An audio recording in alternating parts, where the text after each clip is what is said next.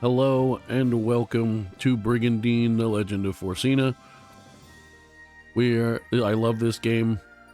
I've been debating playing it on the channel again for a while. I did actually, in my old Twitch VODs, have some playthroughs of it. The audio is bad. If you go back and watch them, my apologies. I didn't know even the little bit about sound settings I do now and had a way worse microphone. But they are there if you want to suffer through that or just mute it and watch. Understandable. But I also wanted to bring it back for two main reasons.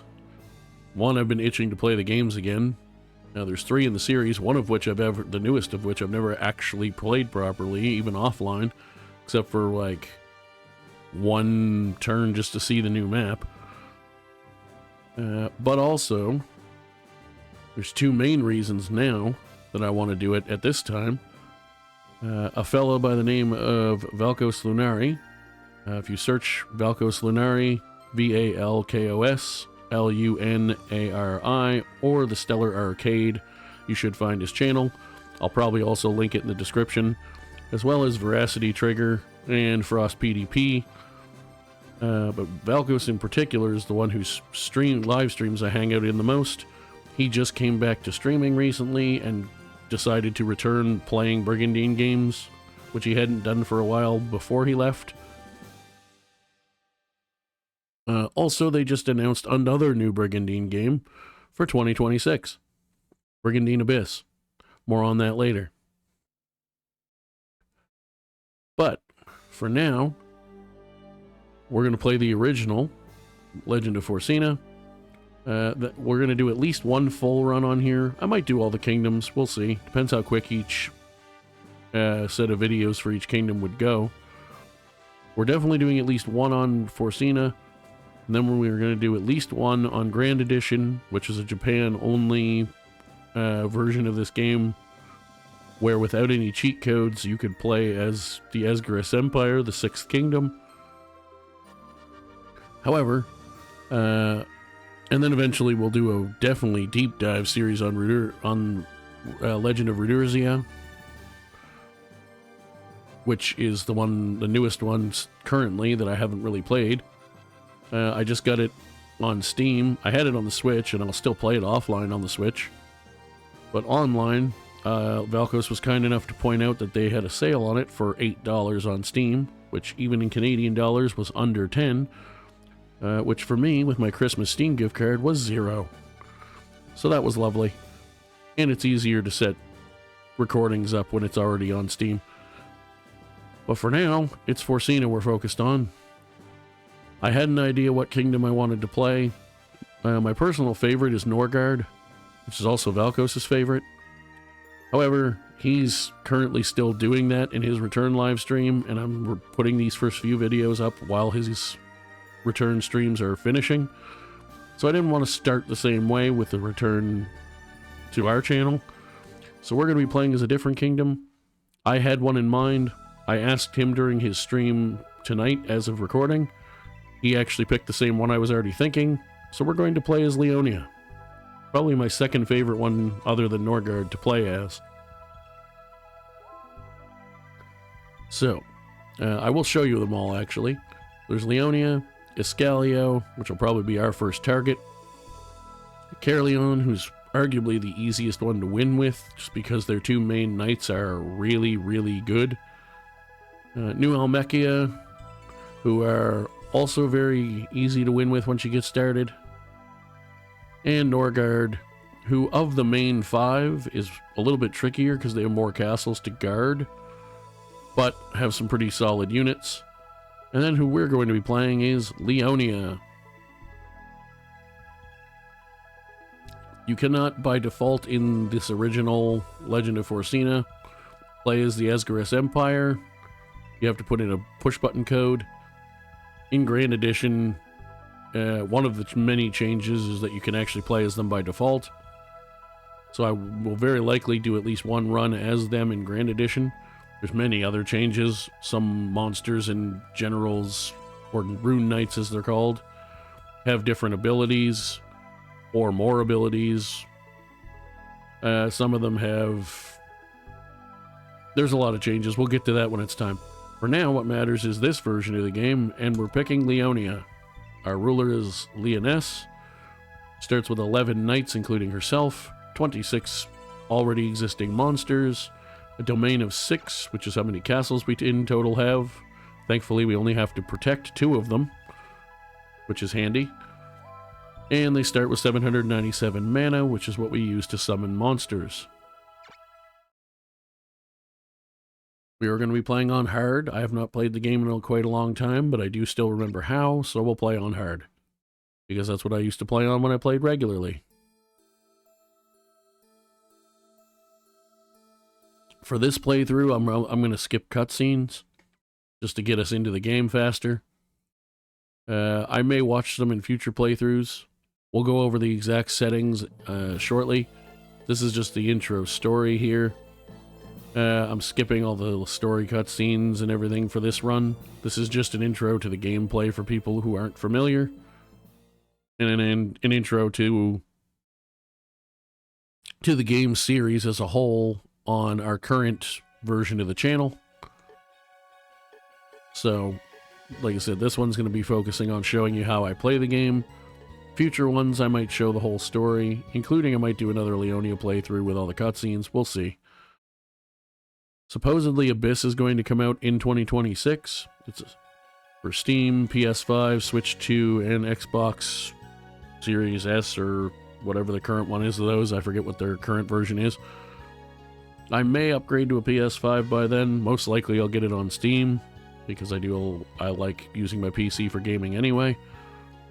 So, before I show you anything else, one thing that's going to explain a somewhat strange-looking move you'll see at the end of this turn is the fact that in the first turn of the game, unless you initiate an attack as the player, no matter the difficulty, no matter what happens with empty castles, anything, the computer is pre-programmed to never attack anyone first turn. We are going to milk that for all it's worth. More on that in a minute. So, we are in right now what is called the organization phase. That's why it said organize on the screen. We'll show the domain. That's what it looks like. We are on the turquoise color on the far right. Our goal is to unite the land, like many strategy map games. When you summon monsters, I said you had to use mana. You'll notice the income there says 391. That is how much mana we take in from this castle per turn. However, if we organize, we look at this monster, they cost 80. The cost is 80. That's rune power. She has 262 total. She's currently at 195 used with these 3 monsters. However, there is also upkeep. For every monster you have, that upkeep number, which for the Holy Griff is 48, cuts into the income you take in. Meaning, let's say if this was our only castle, and that was our only monster, instead of 391, we would get 391 minus 48, which I do know how to do math in my head, but I'm too lazy to do it. Go ahead and do the math yourself if you need to. The point is, it affects your ability to get mana. Obviously, the more castles you have, the more income you have. When you summon monsters, they cost a certain amount of mana to summon initially. And it is far more than their rune cost. It's a good thing, because otherwise you'd never be able to have an angel or a griffin. So, first thing we're going to do before we get too deep in is options. The cursor speed is on 3. I did preload the game and set the settings, which the emulator I'm playing it on remembered, because it saves it as an actual memory card save file essentially. I did turn off I'll turn this on for a minute just to show you what they look like. I'm going to leave the battle scenes that appear during the fights on, because they're cool. The summon and class ups I'm not going to leave on for long, but I will show you what one looks like. It just makes it take a lot longer to do your organize phase when they're on, because you can't skip them one at a time. But like, I know for sure I'm going to want at least one unicorn. So let's summon it, so I can show you what it looks like.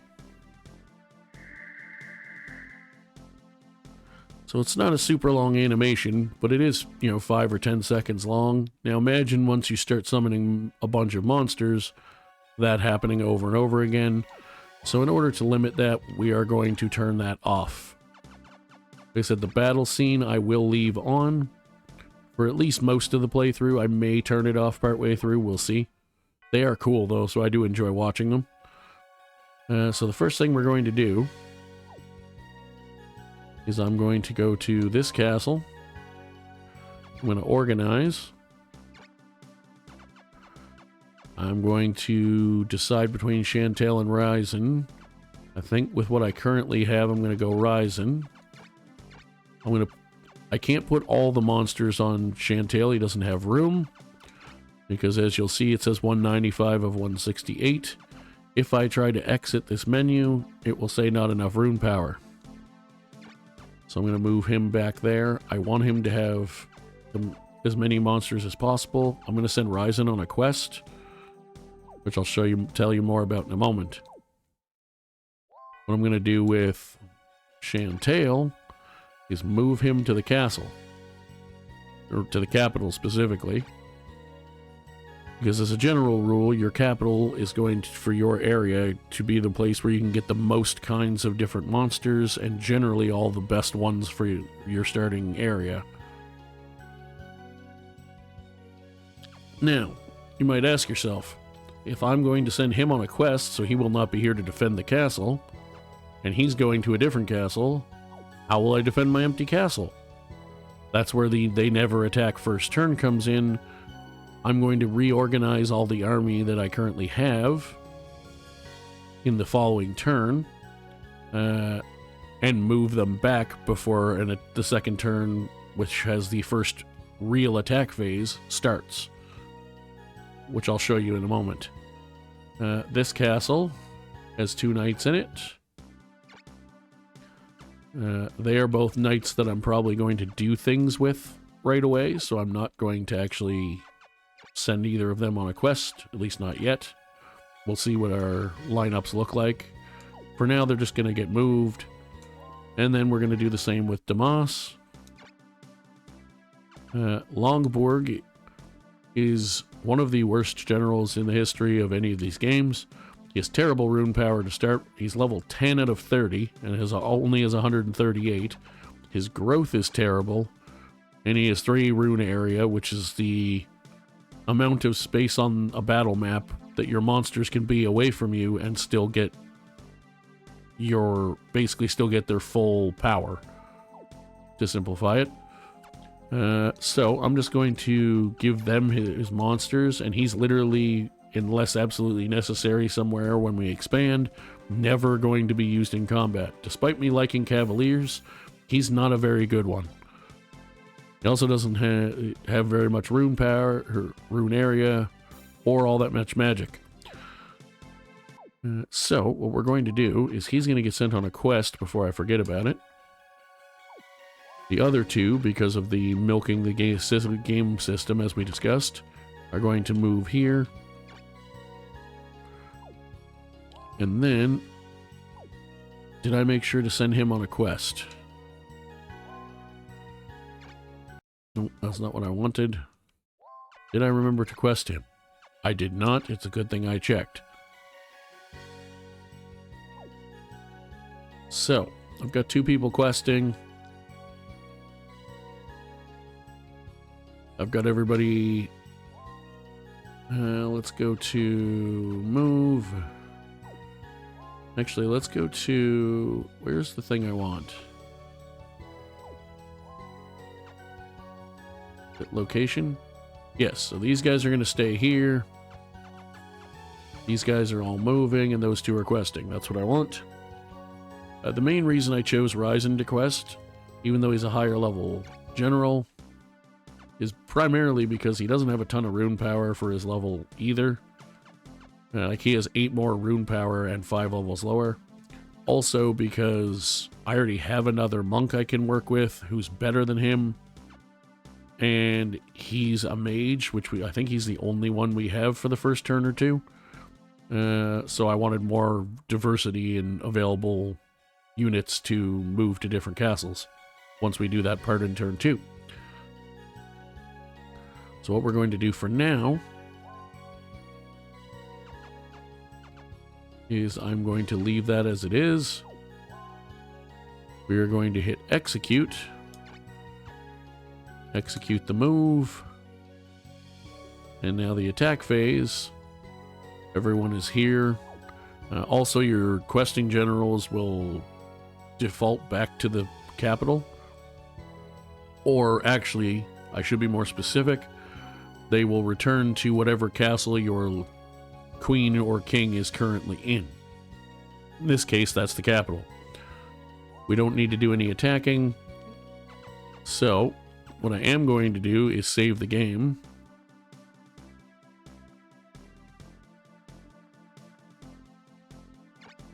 Just before we run this. Just to have a save file going.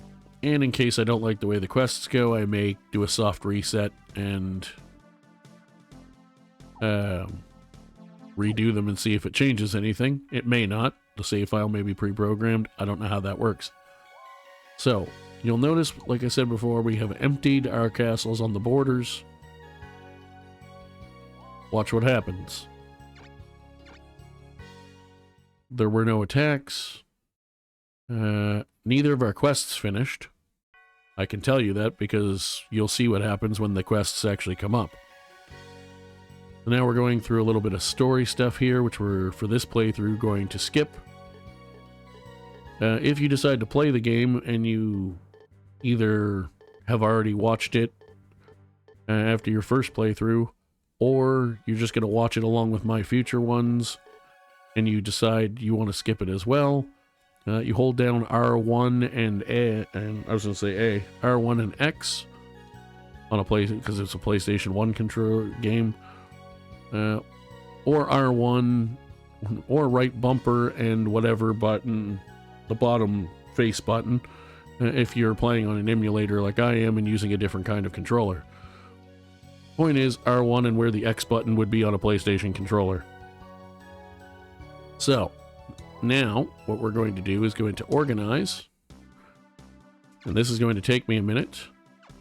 But what I'm going to do is remove every monster from everyone. And rearrange who has what, based on who I intend to use where. Or less of who I intend to use where, and just more who I intend to partner up with who. And then anyone that's left over, I will either give no monsters to, or only ones I don't care as much about. And we will send them on quests. Some quests will finish in one turn, some will not. That's why those other guys didn't come back. Both of theirs are a more than 1 month quest. You don't have to do this. Obviously, I could just rearrange what was already there.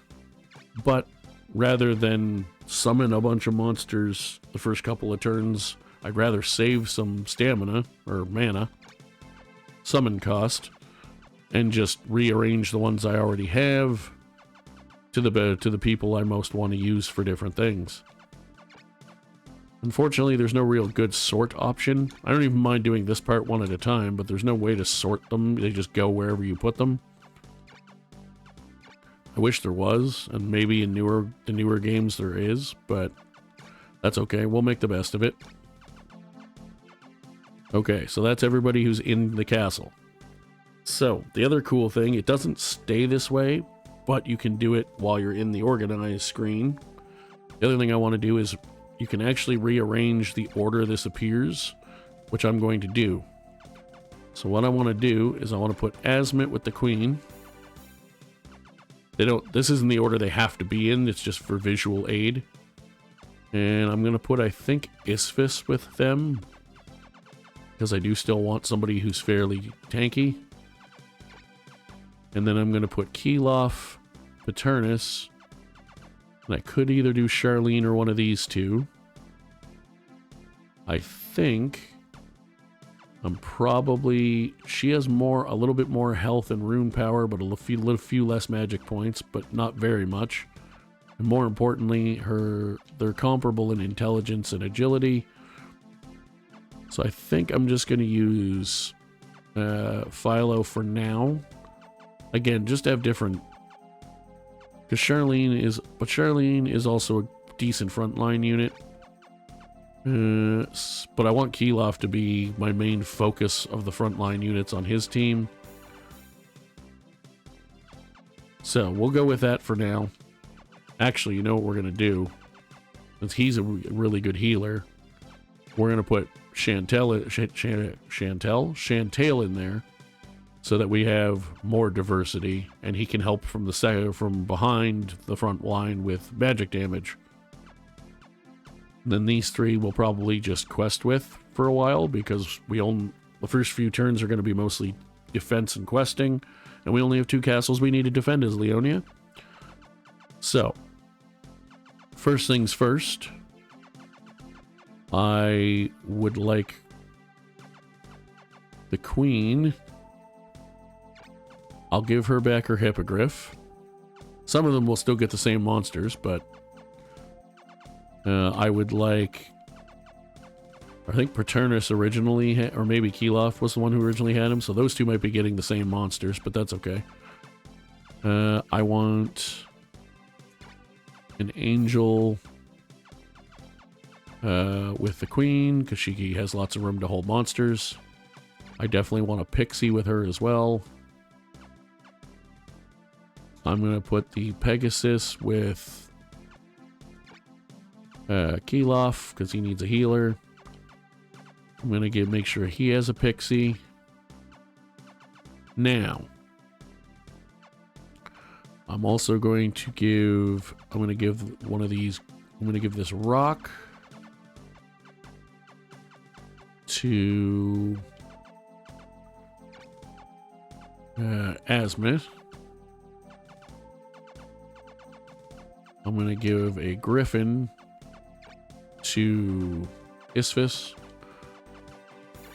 I'm going to give the next griffin to Paternus. I'm going to give the last griffin we have to Chantal. Try to space out the flyers and especially the fairly heavy hitters of our current team. Next thing I want to do, this wyvern is going to go with Paternus, because he has lots of room for big monsters. I'm also going to give him an Angel. And then what we're going to do is I'm going to give the Queen a Centaur. I'm going to give Asmit a... Actually, you know what? Since he's going to be the highest level one on the team, I'm going to give him the 2... I'm actually going to give him all 3 of them. And the reason for that is because your order of turn operations is decided by the character, the Rune Knight's levels. He's going to be the highest one in my group. So especially if I'm on the offensive, on easy mode, they'll just charge at you, whether they're attacking or defending.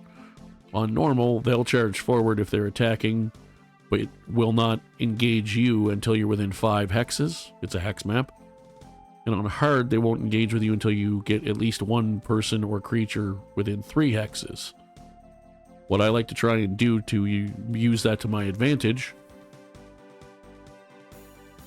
is to get about half a dozen hexes away and take an extra turn to rearrange so that the lines that I want are already in place.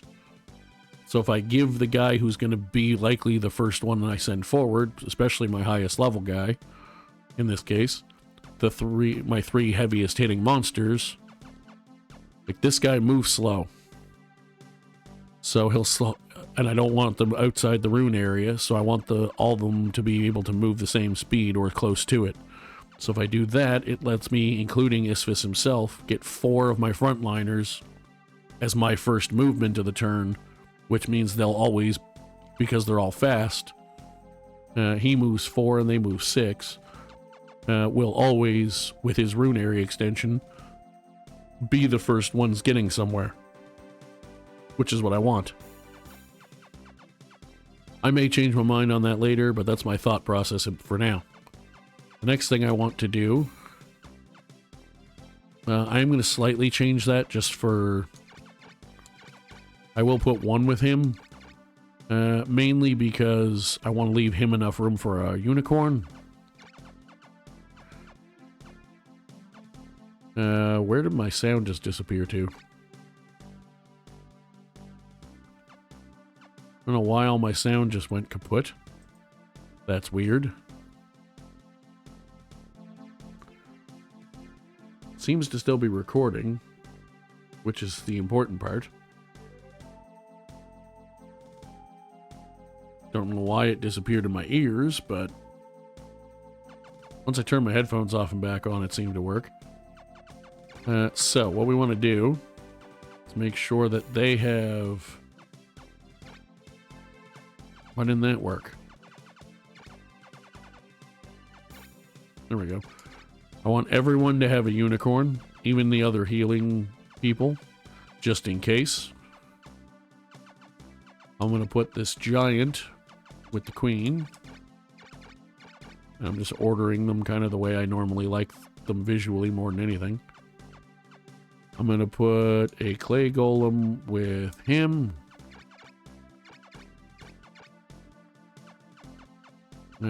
I like the mandrake first. I just do. I'm going to put this pixie with him. We're going to have to summon some more monsters to get the exact teams that I want. That's fine.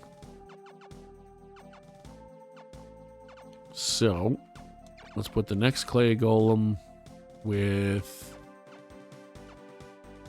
you. And then switch that around. Then, I'm going to put a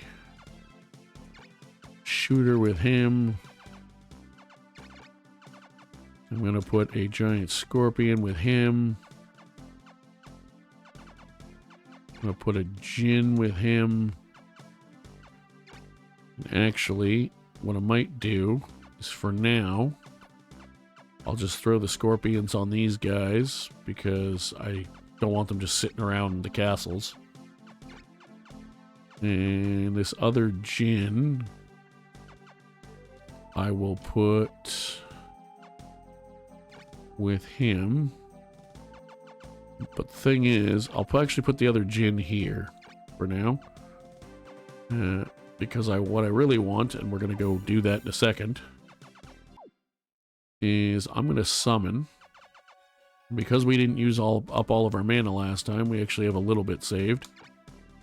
I'm going to summon 3 pixies to start with. I don't think I need any more unicorns. I don't think. Okay, you need a pixie. You have a pixie. You need one. 1, 2, 3, 4, 5. Yeah, see, it reset the order on me. And you need a pixie.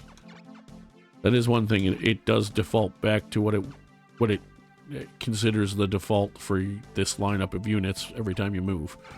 But what we're going to do is I'm just going to flip these around to remind you what our order is actually intending to be.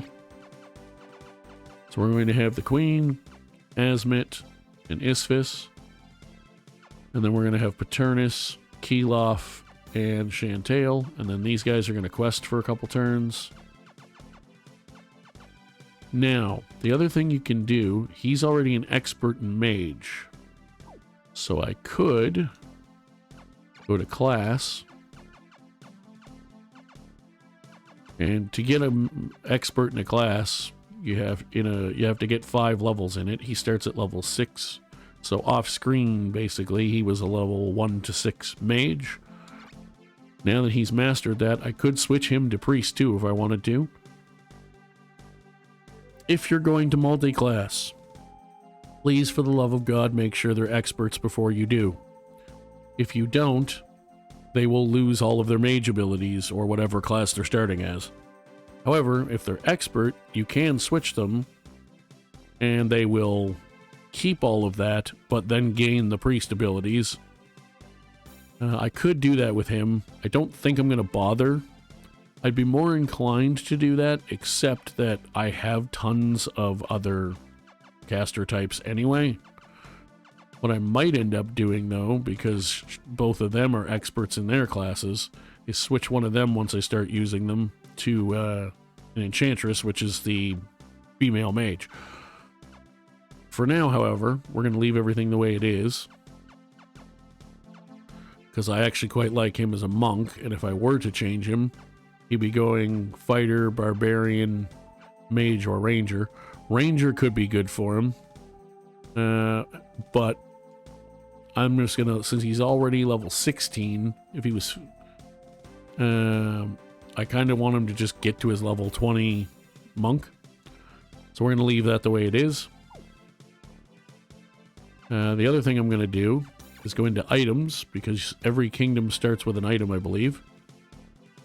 And what I'm going to do is I'm actually going to give Keloff.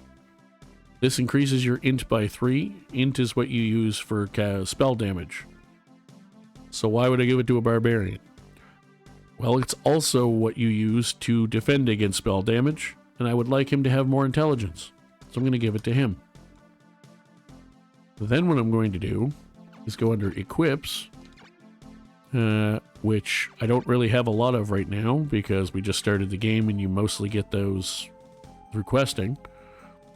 Paternus does have a gravity mace, which is nice. Asmit has an almighty ring. Now, I like that Asmit has that, except that Keloff I really want to get levels for, because even if I take this off, at level 13, Asmit's a pretty respectable general. You know, I don't know if he's one of the top ones in the whole game, but he's certainly solid. However, what I really want is to make Keloff as potent right away as I can, defensively from magic and offensively, so I'm going to give that to him, because I want him to level up. Because if you take the time to level him up, barbarians are quite potent anyway, if used right. But he in particular, because he starts at level 3 and is one of the key generals in the game, his growth and stuff are quite good. He's very fun to level. And I want to give him the most success with that I can. She has an ice javelin. That's the other thing. It gives them a bonus to, in this case, attack. Some of them also have an element on them. Elements in this game, Grand Edition changes some things. We'll talk about those when it's time. In this game, what you need to know is there's 5 elements. White and black do more damage to each other and take more damage from each other. Red and blue do the same, and green is neutral. It takes the same damage from everyone. The only thing maybe other greens do a little more damage. I forget. I think it's totally neutral, though. The big change in Grand Edition, I will talk about it now since I brought it up, is that they restructured it so that green encounters the other red and blue color elements differently. The specifics of that we will save for a Grand Edition run, however. What you need to know for this game is she already has a blue dot, and her weapon gives her another blue dot, which means she effectively has 2 blue dots for damaging red creatures, but only 1 when she takes damage back. Because the weapon, I'm pretty sure, only it doesn't give her an actual dot, so she only has 1 defensively, but 2 offensively, as far as I understand it. So, now we're going to do the important part. We're going to move, and I'm going to move Keloff, Paternus, and Chantal down here, because I actually want them to be my first attacking party.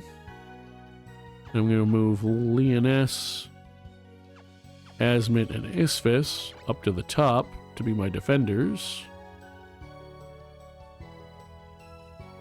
Oh, actually, before I do that, does everyone have a healer? I made sure everyone had pixies. Does everyone have a healer? I mean, she is a healer. Angels can heal, although I usually use them for magic damage as much as I can, because Divine Ray is a great spell. But they can also heal in a pinch. She has a unicorn. He's got the Pegasus. He has an angel, but he also is a big healer himself. Asmit does have healing himself and is a unicorn. Has a unicorn. Isfis has a unicorn. So yes, everyone I plan to fight with. Oh, except for him. So what I'm actually going to do, since Isthmus is going to be, or not Isthmus, Isfis is going to be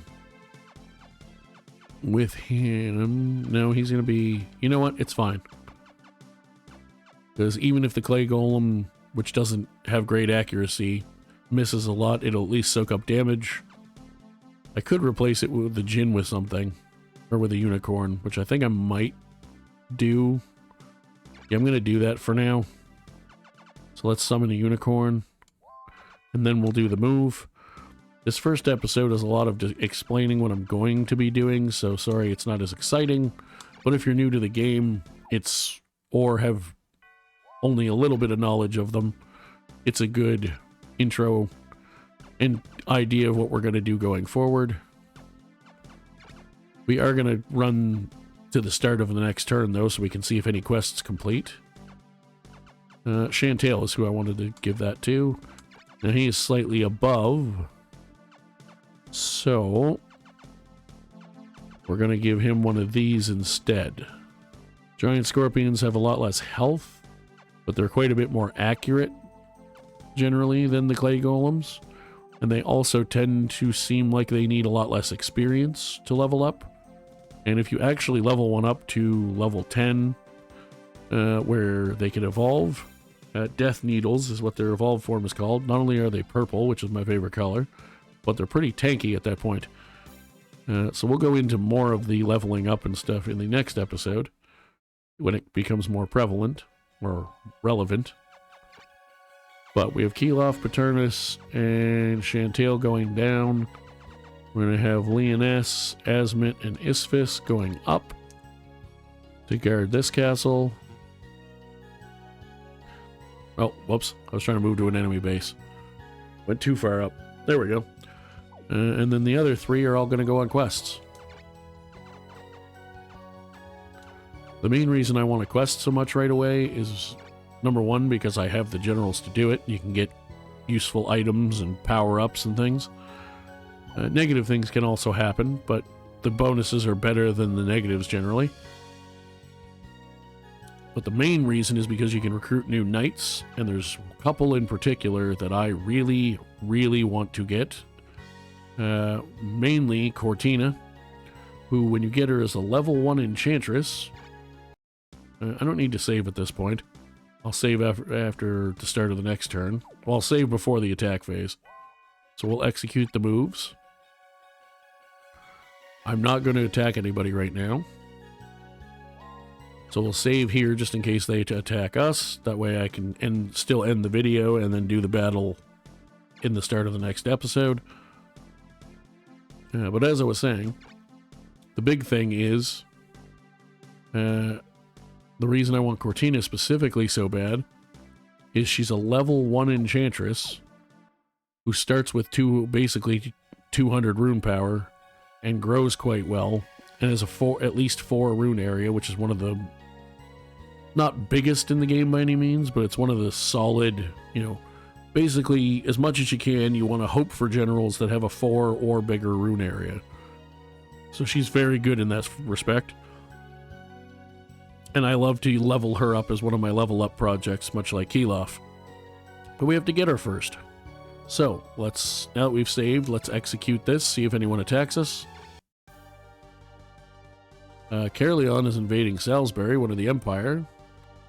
And they easily won. Didn't injure anybody, but they did make them retreat. New Almechia invaded Eorzea. New Almechia loses. Did wound, if I could talk, one of the opposing generals. And that was it for attacks. So now we get to the quests, which is why, this is why I told you you'll know when a quest is completing, because a little scene will come up. Just still images and then dialogue, which we're going to skip in a second, but just so you know what it looks like. There's no like choices or anything that you can pick in that. I didn't see what we got, but we'll check that afterwards. We did get an item of some sort, I'm pretty sure. Looked like an item. Oh, I think he gained an intelligence point. I accidentally skipped too far. Longborg. Obtained a large shield. Nice. Which, technically, I think he's the only one that can even equip right now. And a couple of our people still aren't back yet. Philo returned. Ryzen returned. And Longborg returned. As you can see, they returned to where the queen is. That's why it's showing that castle. Gallenwand is a friend of Kilof's, and so is Baleen. We are about to get them for free as part of this encounter. So we'll have 2 more generals, which for now are just going to be quest generals, but I will eventually, once I start attacking a bit, use them elsewhere. Especially Baleen, because she's an archer general, so we'd have archers besides just centaurs. So, let's see what we got from those quests.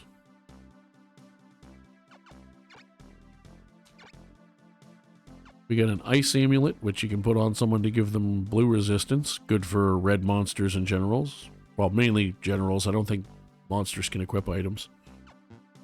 You know, they can... I think there's accessory items they might be able to equip specifically, but... So, like, he's a red dot. And I don't have anything better for him right now, so I'm going to give him the blue resist till I get something else that I like better. And then I'm going to go over here. And we're going to look at Ryzen, who, yes, I do believe got a point of intelligence, because I'm pretty sure he was 7, or that's Isphus. But I believe Ryzen did get a point of intelligence. Is what it said it got. I kind of skipped through it by accident, but now, even though I'm not using Longborg for anything right now, until such time as it matters, I'm going to give Longborg this shield, purely because he's the only one who can use it. So just in case we do start attacking and I happen to have to use him for defense somewhere, at least the item is on someone. However, that's it for this first installment. Thank you so much for watching. If you enjoy this game like I do, or if you just enjoy listening to me ramble about games, drop a like, subscribe, comment, feed the algorithm, especially on this series, because these kind of videos from creators and comments and things like that are how we got Legend of Runersia in the first place, and how we're now getting Abyss. Abyss is coming out roughly 6 to 7 years after Runersia, which it took 20 years to get. So we don't want to do that again. So until then, like I said, drop a like, subscribe, comment, join the Discord server and the link in the description, and we will see you for more Brigandine, the Legend of Forsena. I was about to combine titles. Brigandine, the Legend of Forsena, next time. Peace out.